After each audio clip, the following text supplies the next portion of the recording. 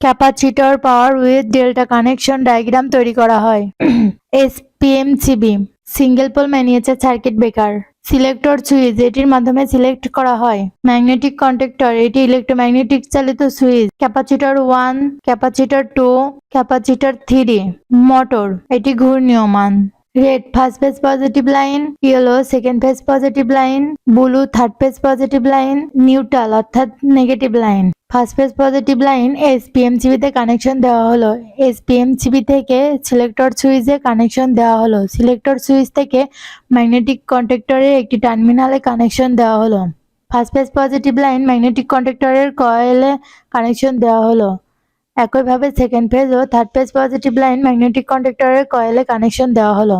Magnetic কন্ডাক্টরের থেকে মোটরে first phase positive line, second phase positive line ও third phase positive line connection দেওয়া হলো।